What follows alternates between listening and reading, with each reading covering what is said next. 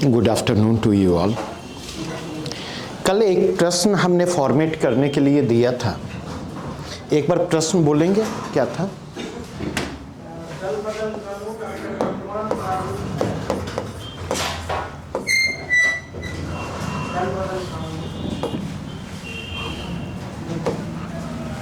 दल बदल कानून अपने वर्तमान प्रारूप में है, अप्रासंगिक हो चुका है।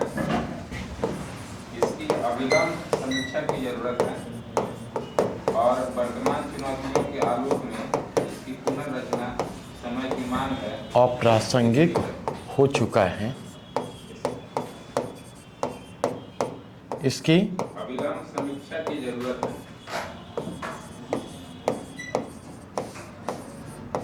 अविलंब समीक्षा की जरूरत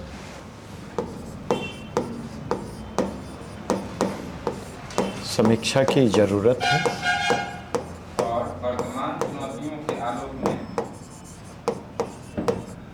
और वर्तमान चुनौतियों के आलोक में इसकी पुनर्रचना समय की मांग है।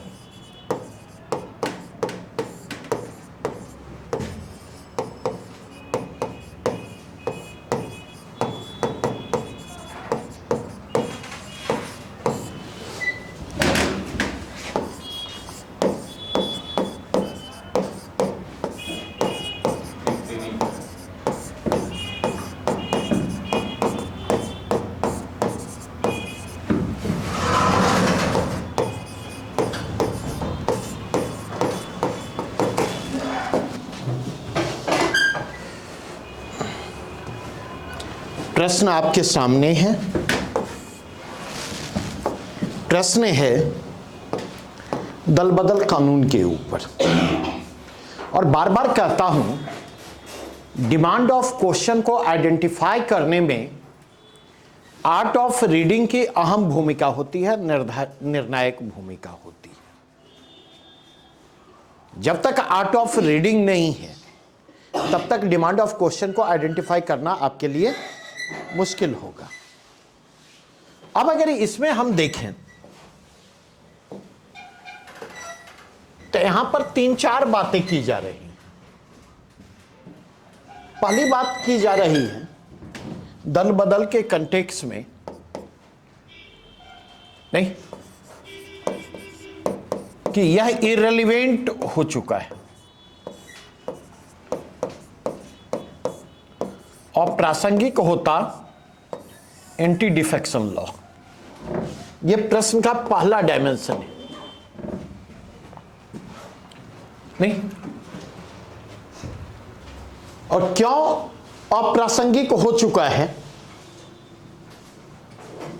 अगर इस प्रश्न के उत्तर की तरफ जाएंगे तो उसका कारण क्या है? वर्तमान चुनौतियों को रेस्पॉन्ड करने में जो करेंट चैलेंजेज हैं, करेंट चैलेंजेज को रेस्पॉन्ड करने में इसका असमर्थ, या वर्तमान चुनौतियों को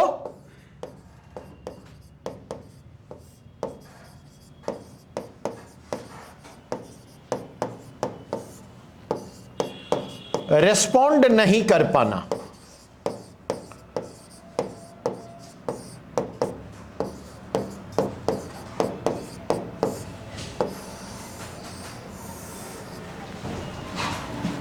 नहीं,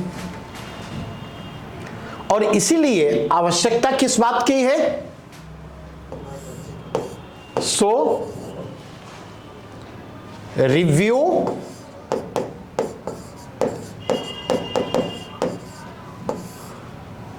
रिकंस्ट्रक्शन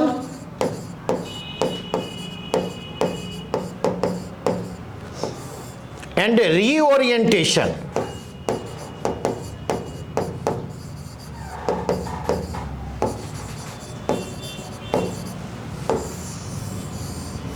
नीडेड। और इसी के कंटेक्स्ट में क्या होगा? हमारा कंक्लूजन होगा।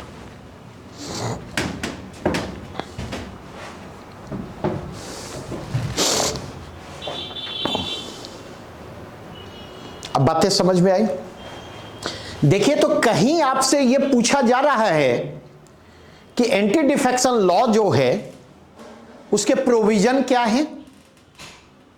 कहीं पर प्लस डिमांड ऑफ क्वेश्चन में कहीं पर यह पहलू मौजूद है कि ये क्यों है, कहीं पर आपको यह पहलू यहां पर नहीं दिखाई पड़ेगा। नहीं, तो इसका मतलब यह है, इसका मतलब यह है कि अगर हम यहां से आगे बढ़ें तो अगर इसकी अप्रासंगिकता की बात की जा रही है, अगर इसके इररिलेवेंस की बात की जा रही है, तो इसके इररिलेवेंस की बात किस कंटेक्स्ट में की जा रही है। नहीं, तो सिंपल सा मतलब है, ठीक है, कि जिस पर्पस से इसे निर्मित किया गया, पर्पस का पूरा ना हो पाना,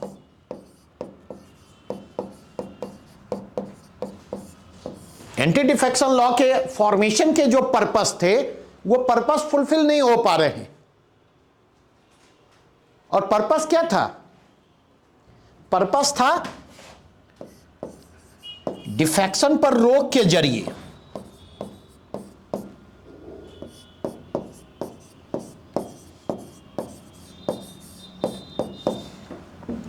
डिफेक्शन पर रोक के जरिए पॉलिटिकल स्टेबिलिटी,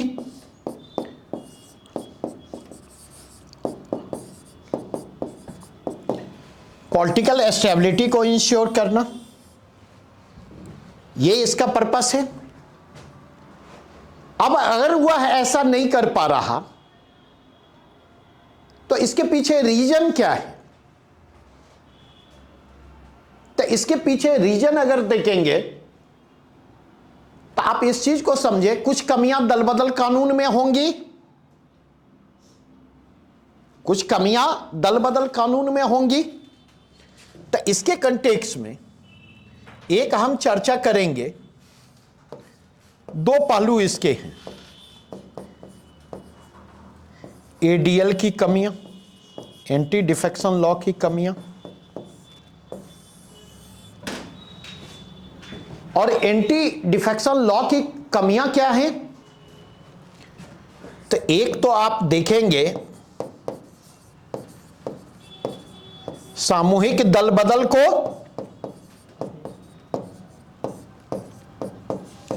प्रोत्साहन,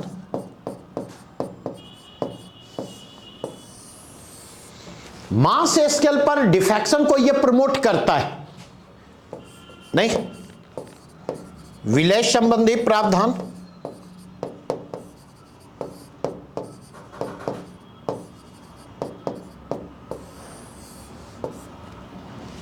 एक ये समस्या है। दूसरी समस्या अगर आप आइडेंटिफाई करने की कोशिश करें एंटी डिफेक्शन लॉ की कमियों की चर्चा करते हुए, तो दूसरी समस्या इसकी क्या है? तो दूसरी समस्या यहां पर उभर करके आती है कि एंटी डिफेक्शन लॉ जो है वह छोटे राजनीतिक दलों और छोटे राज्यों के संदर्भ में अप्रभावी है। छोटे राज्य और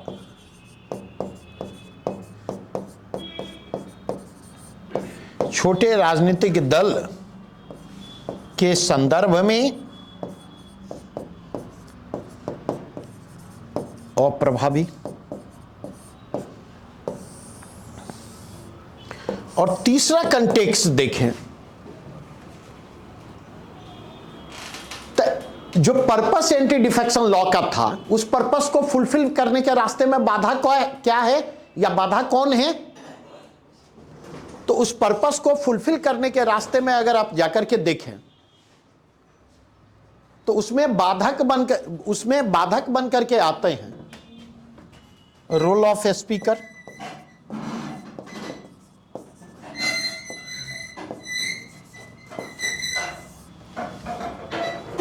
स्पीकर की जो भूमिका वहां पर आपको दिखाई पड़ती है, स्पीकर की वह भूमिका जो है एक कंस्ट्रेंट के रूप में इमर्ज करती हुई आती, बाधक बन करके यहां पर सामने आती है, क्योंकि कोई टाइम लिमिट नहीं है।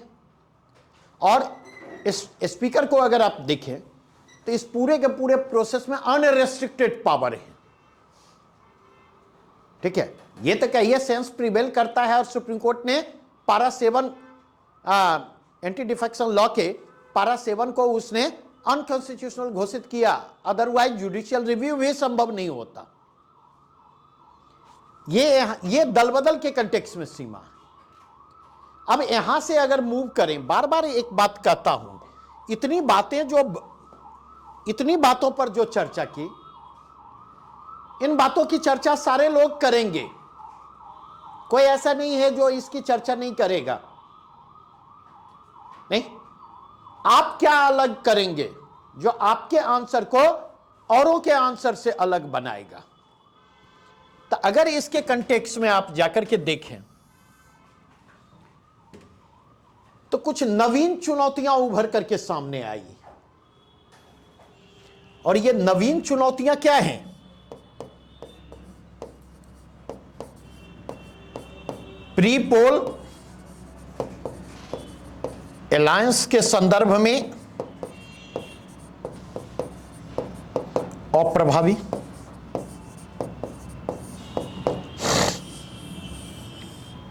ये नवीन चुनौतियां हैं। जैसी समस्या आपको महाराष्ट्र में आती है, जैसी समस्या आपको बिहार में आती है। महाराष्ट्र में बीजेपी और शिवसेना का प्री पोल अलायंस था, नहीं? लेकिन अगर आप जाकर के देखें 2019 में, लेकिन अगर आप जाकर के देखें तो पता चलता है शिवसेना जिस कांग्रेस और एनसीपी के अगेंस्ट चुनाव लड़ती है, उसी के साथ कोलैबोरेट करके क्या करती है? सरकार बनाती है, नहीं? और दल बदल कानून जो है मुंह देखता रह जाता है। तो एक लंबे समय से यह सजेस्ट किया जा रहा है कि प्री पोल अलायंस को एक पॉलिटिकल पार्टी के रूप में ट्रीट किया जाए और उसको एंटी डिफेक्शन लॉ के दायरे में लाया जाए। दूसरा कंटेक्स्ट अगर आप देखें, दल बदल के कंटेक्स्ट में जो समस्या उभर करके आती है, वह समस्या क्या है? नहीं, इस्तीफा के जरिए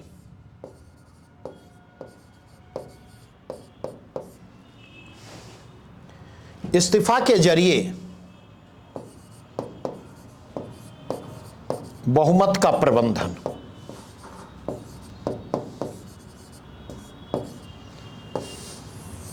यह नवीन चुनौती है।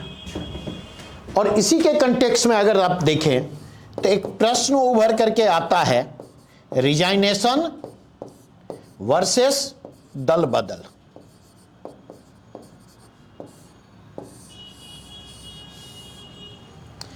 और जब रिजाइनेशन वर्सेस दल बदल में आप जाएंगे तो यहीं पर एक बार फिर से एक विवाद उभर करके आएगा, स्वेच्छा वर्सेस दबाव में।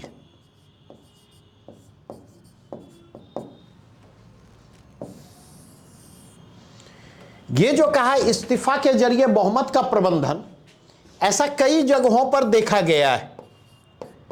एग्जाम्पल में अगर आप जाकर के देखें तो ऐसा मध्य प्रदेश में आप देखते, ऐसा कर्नाटका में देखते, जहां पर जो है सत्तारूढ़ गठबंधन के सदस्यों से रिजाइनेशन दिलवा करके बहुमत को अल्पमत की स्थिति में लाया गया है, नहीं? और अपोजिशन ने जो है वो बहुमत को मैनेज करके सरकार का गठन किया और इस्तीफा दिए हुए सदस्यों को बाय इलेक्शन में भाग लेने की अनुमति मिलती है और बाय इलेक्शन के जरिए वो दोबारा चुन करके आते और केंद्रीय मंत्रिपरिषद का काउंसिल ऑफ मिनिस्टर का हिस्सा बनते। तो अगर इस कंटेक्स्ट में जाकर के देखें तो ये भी एक नई समस्या उभर करके सामने आई। तीसरी समस्या भी उभर करके आती, और वह तीसरी समस्या क्या है? महाराष्ट्र प्रकरण। और यही चीज बार बार कह रहा हूं, बार बार इस चीज पर मैं जोर दे रहा हूं, न्यूज़पेपर को पढ़िए। जब तक न्यूज़पेपर को नहीं पढ़ेंगे ये चीजें आप जो है कहीं भी बुक में जाकर के तलाशेंगे वो नहीं मिलेगा, वो चीजें नहीं मिलेंगी। और मोस्ट ऑफ द केस में जाकर के देखें, मुझे नहीं लगता कि क्लास में कहीं पर जो है आप लोग जो 2000 4000 5000 क्लास खोजते हैं वहां पर ये चीजें मिलेंगी, और अगर मिलेंगी तो यहीं से कॉपी की हुई, ये बात भी ध्यान रखिएगा, समझे। महाराष्ट्र प्रकरण को याद करें, क्या समस्या आई थी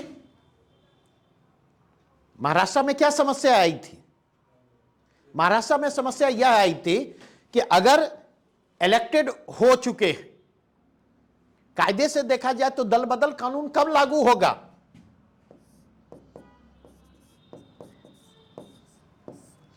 एडीएल आफ्टर इलेक्शन और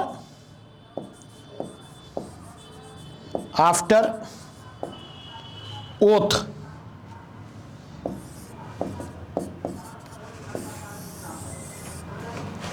नहीं, अगर आपको ध्यान हो तो एनसीपी का एक धारा जो है अजित पवार के नेतृत्व में भाजपा से हाथ मिला लेता है, और उस समय तक नवनिर्वाचित सदस्यों ने शपथ नहीं लिया था, पद और गोपनीयता की शपथ नहीं ली थी। नहीं, उस स्थिति में यह समस्या उभर करके आई कि उन पर दल बदल लागू होगा या नहीं होगा, क्योंकि टेक्निकली वो अब तक सदन के सदस्य नहीं है, उन्होंने सदन की सदस्यता की शपथ नहीं ली है।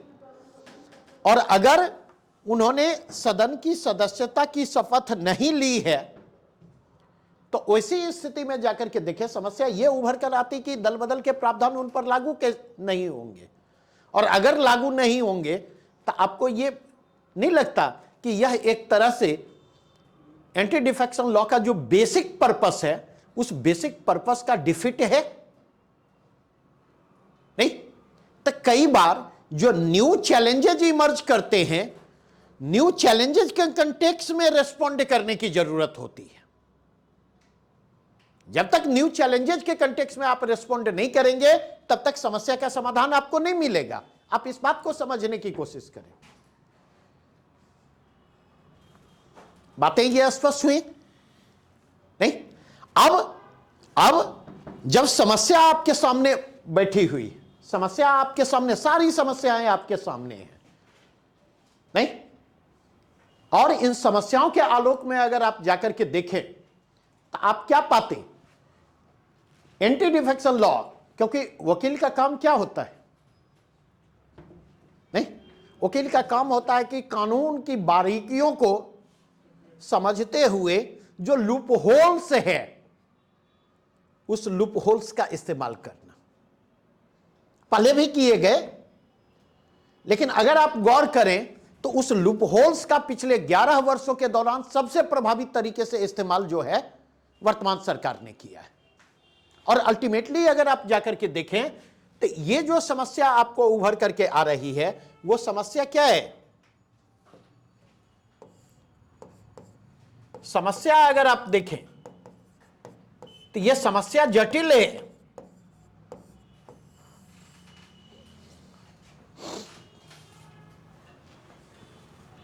आप अगर देखें केंद्र सरकार के इशारे पर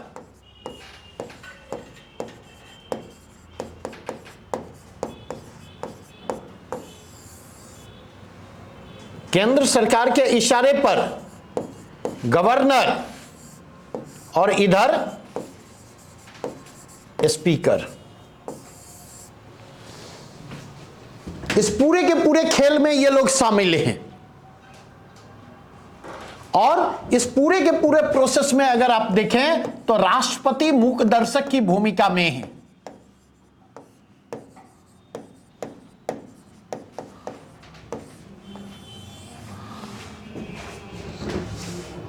क्योंकि बेसिकली अगर आप जाकर के देखें तो बहुमत को कंस्ट्रक्ट करने के लिए, रिकंस्ट्रक्ट करने के लिए राज्यपाल और आर्टिकल 356 का जम करके इस्तेमाल होता है। तो इसी के कंटेक्स्ट में ना हम रीओरिएंटेशन की बात करेंगे। अब समस्या, बार बार मैं कहता हूं, बार बार इस चीज पर जोर दे रहा कि अगर आप डिमांड ऑफ क्वेश्चन को समझ रहे हैं तो उत्तर लिखना आपके लिए मुश्किल नहीं होगा। अगर आपके पास समस्याओं की समझ है, समस्याओं को आप समझ रहे हैं, तो आपके लिए आंसर को मैनेज करना मुश्किल नहीं होगा। समस्याओं की समझ नहीं होगी तो अब समस्या समझ रहे हैं तो पहला काम क्या किया जाए, आप गौर करें। पहला काम यह किया जाएगा कि अगर सामूहिक दल बदल को प्रोत्साहन मिल रहा है, वो किस कारण से? वो मर्जर प्रोविजन के कारण। तो उसका एक तरीका होगा यह कि जिस तरह से डिवीजन प्रोविजन को हटाया गया, उसी तरह मर्जर प्रोविजन को भी दल बदल से बाहर रखा जाए। और किसी भी स्थिति में अगर डिफेक्शन होता है तो उस स्थिति में चाहे इंडिविजुअल का हो चाहे ग्रुप का हो, वहां पर एंटी डिफेक्शन लॉ लागू हो और उनकी सदस्यता समाप्त कर दी जाए।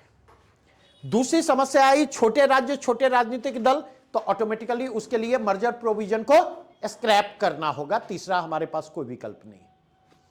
तीसरी जो स्थिति आती है वो रोल ऑफ स्पीकर को लेकर के आती है। तो उसमें दो ऑप्शन उभर करके आती।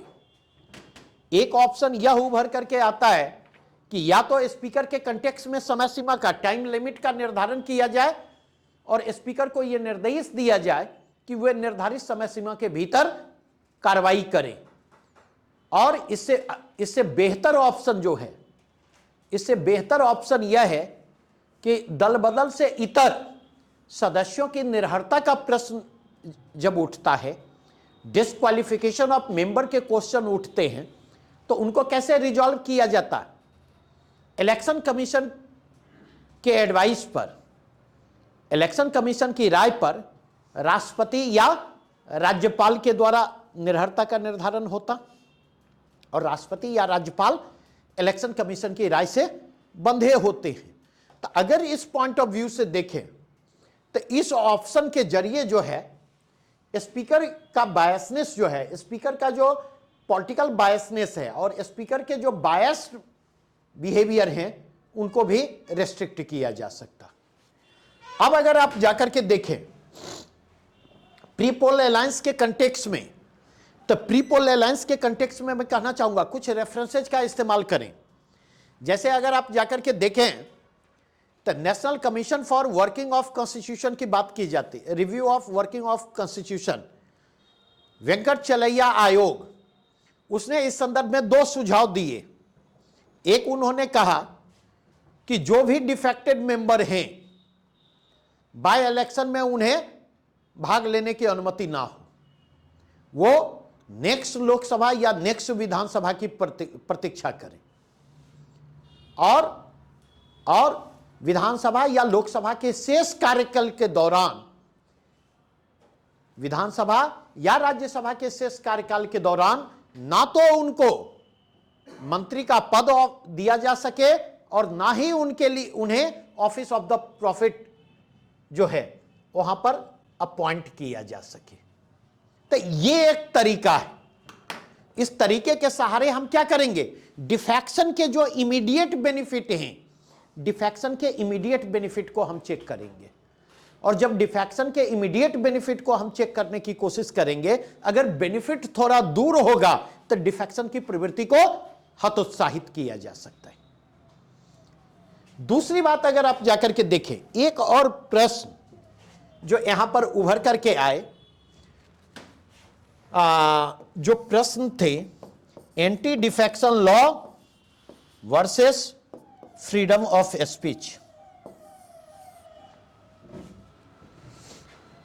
एंटी डिफेक्शन लॉ के कंटेक्स्ट में अगर आप जाकर के देखें तो एंटी डिफेक्शन लॉ को जो है वो कहीं ना कहीं सांसदों या विधायकों, मतलब सदन के जो सदस्य हैं, उनके फ्रीडम ऑफ स्पीच को वायलेट करने वाला बतलाया गया, उनकी वाक एवं अभिव्यक्ति की स्वतंत्रता को अतिक्रमित करने वाला बतलाया गया।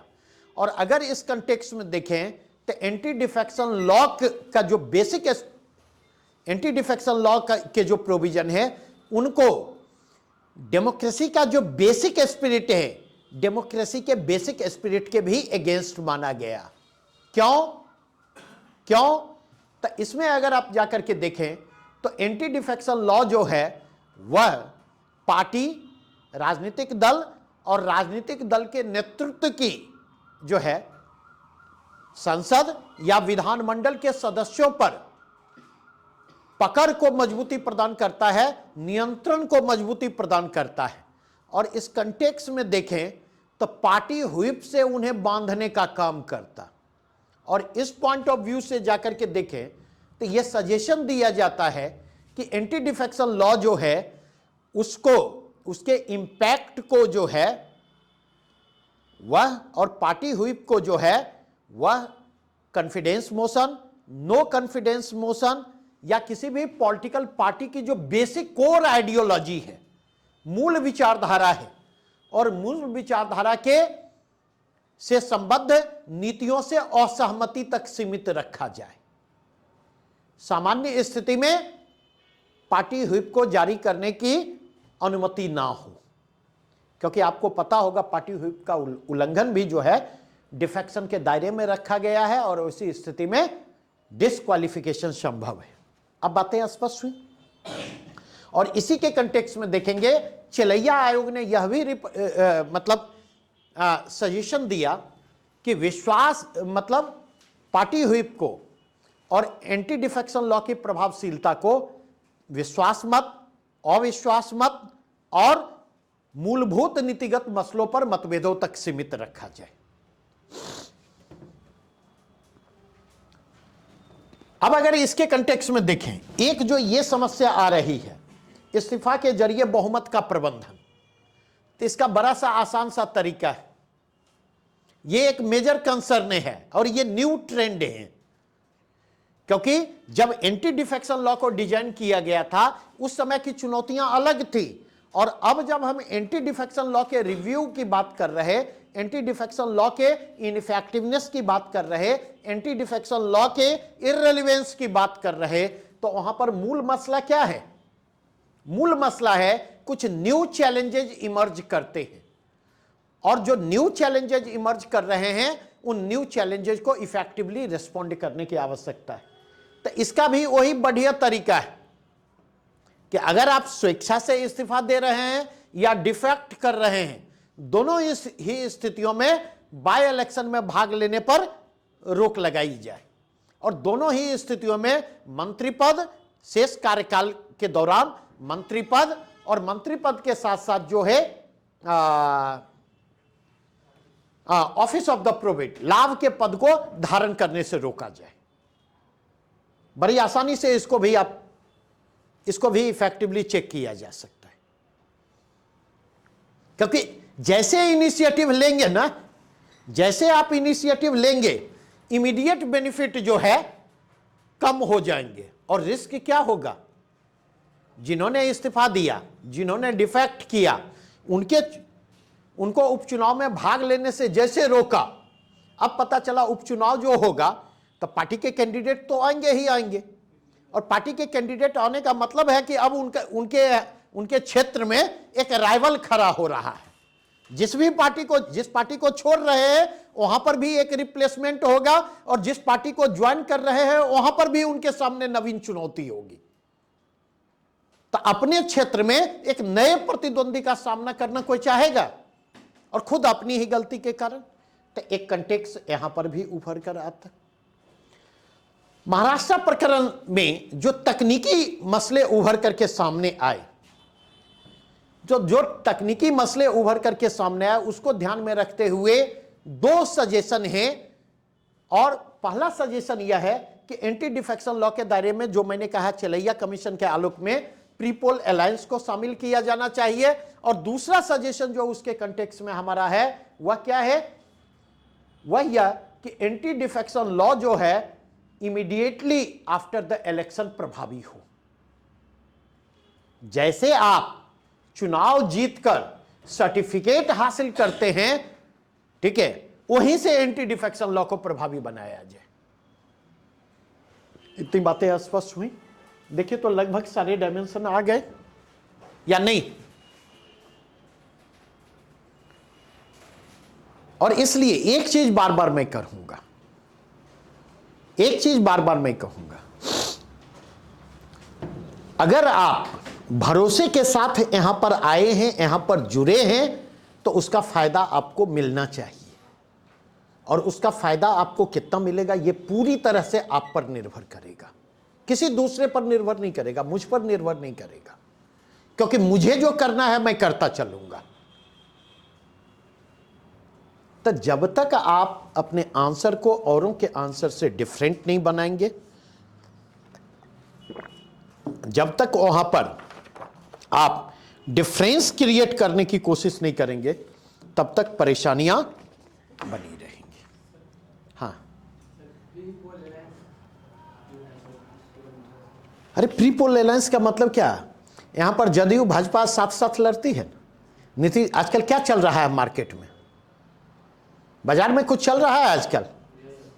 कोई कह रहा है कि चचा फिर पाला बदलने वाले हैं, कोई कह रहा है कि चचा पर कब्जा जमा करके उनको बंद करके रख दिया गया है, ना कुछ करने ही नहीं दिया जा रहा है, ना निकलने देंगे तब ना पाला बदलेंगे और कबड्डी की तरह घिचम तोरी होगा।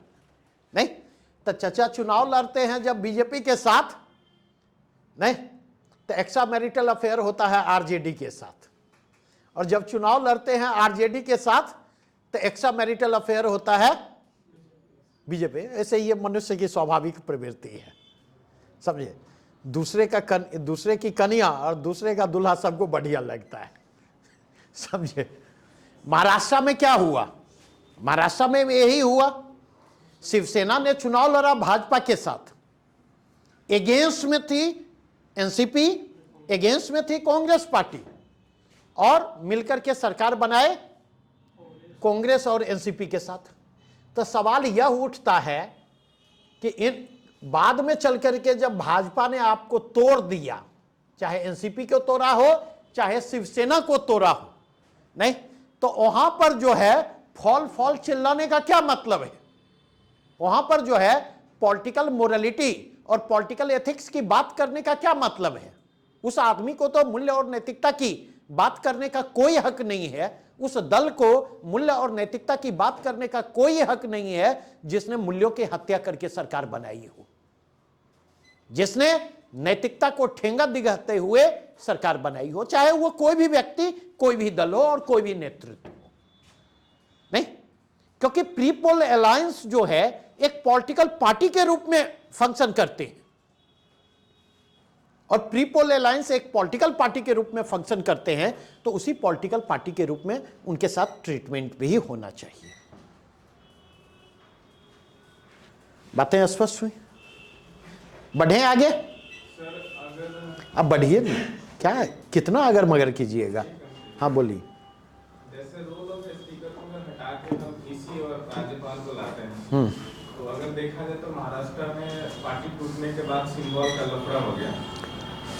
हाँ बोलिए बोलिए। तो वो भी तो इस एंटी डिस्ट्रक्शन लॉ में क्या ईसी की भी भूमिका तो राजनीति हो रही। देखिए, दो चीजें ध्यान रखें,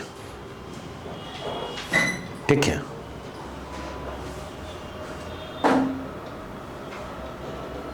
समस्या तात्कालिक है, इसी वाली समस्या तात्कालिक है, ठीक है, वो दीर्घकालिक नहीं है। नंबर 1 इस चीज को समझे, क्योंकि जिस डायरेक्शन में आप जाएंगे, आगे मैं चर्चा करूंगा जब इंस्टीट्यूशनल क्राइसिस की चर्चा करूंगा, तो इलेक्शन कमिश्नर के अपॉइंटमेंट को लेकर के जो विवाद उभरे हैं, जो लेजिस्लेशन किया गया है, उसको सुप्रीम कोर्ट में चैलेंज किया गया है, और सुप्रीम कोर्ट ने जो है उसको विचारार्थ स्वीकार किया है। संवैधानिक बेंच जो है सुप्रीम कोर्ट का उस पर निर्णय लेगी। नंबर 1, तो हम ये उम्मीद कर सकते कि नियर फ्यूचर उस प्रॉब्लम का एक सॉल्यूशन निकले।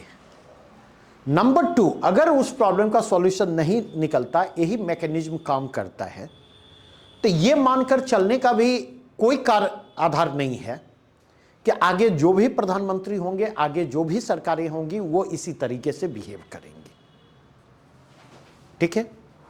वो तो लीडरशिप और लीडरशिप के कंसाइन के हिसाब से कॉन्स्टिट्यूशनल इंटरप्रिटेशन और कन्वेंशन का इंटरप्रिटेशन और जो स्टैट्यूटरी है उसके इंटरप्रिटेशन उसके अनुरूप बदलते चले जाते हैं। तीसरी बात जो कहना चाहूँगा, तीसरी बात यह कहना चाहूँगा वह यह कि स्पीकर के पोस्ट की तुलना, अगर स्पीकर के पोस्ट को देखें और अगर आप इलेक्शन कमिश्नर के पोस्ट को देखें तो सवाल यह उठता, who is more political, who is more political. नहीं, चौथी बात जो कहना चाहूंगा कि इसी क्या वहां होल एंड सोल अथॉरिटी है या इसी की अथॉरिटी जो है एडवाइस देने तक सीमित है, प्रेसिडेंट को फाइनल डिसीजन लेना है और सामान्यतः प्रेसिडेंट से यह एक्सपेक्ट किया गया है कि प्रेसिडेंट इसी के राय के अनुरूप ही काम करे। लेकिन अगर इसी की राय एप्रोप्रिएट नहीं है तो प्रेसिडेंट विसल ब्लोअर का काम तो कर सकते हैं ना, यह विकल्प तो उनके पास हमेशा है। मेरी बातें समझ रहे हैं या नहीं? तो एक लार्जर पर्सपेक्टिव में उसको रख करके देखिए, ठीक है। ऐसा नहीं हो सकता कि तात्कालिक समस्या के समाधान के लिए हम दीर्घकालिक समस्या क्रिएट कर लें। क्लियर? बढ़ूं आगे। नेक्स्ट क्वेश्चन लिखें।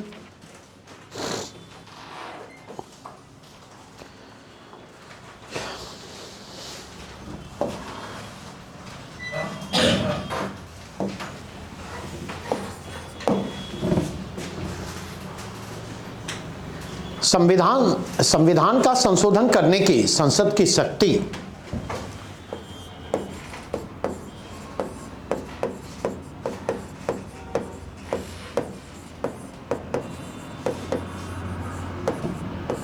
संविधान का संशोधन करने की संसद की शक्ति एक परिसीमित शक्ति है।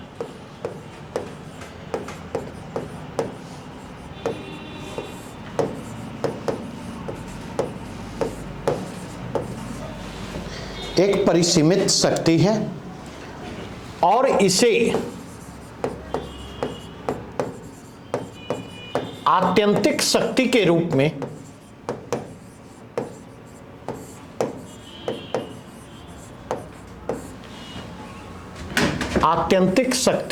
में विस्तृत नहीं किया जा सकता।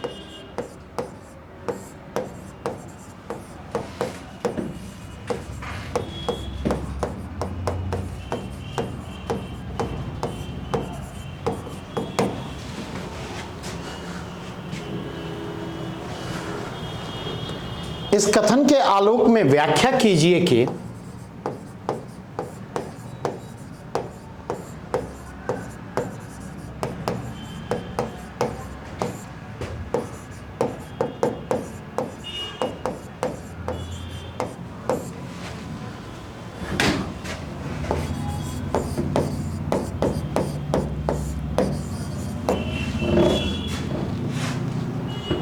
क्या संसद संविधान के अनुच्छेद 300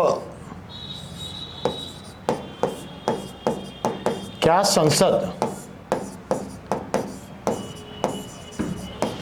संविधान के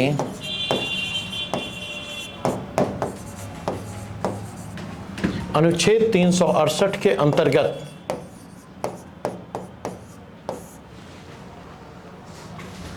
अपनी संशोधन की शक्ति का विशदीकरण करके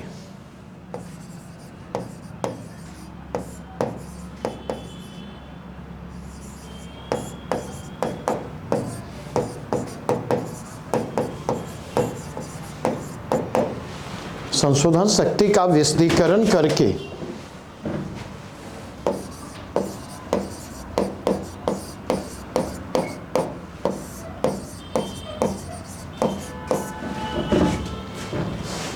संविधान के मूल ढांचे को नष्ट कर सकती है।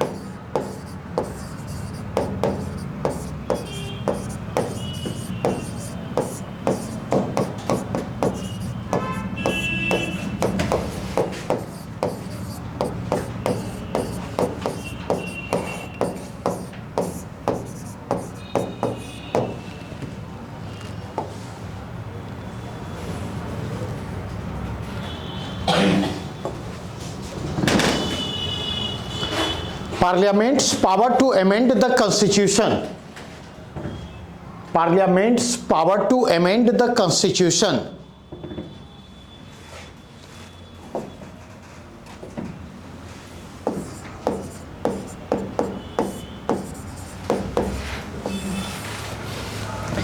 Amend the constitution is a limited power,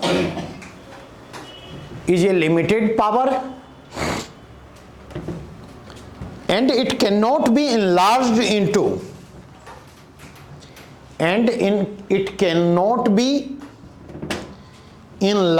into, absolute power.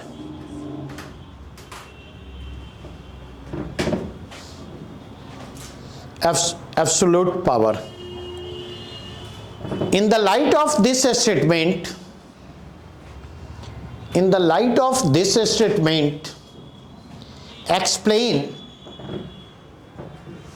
explain whether Parliament under Article 368 of the Constitution, Article 368 of the Constitution can destroy the basic structure of the Constitution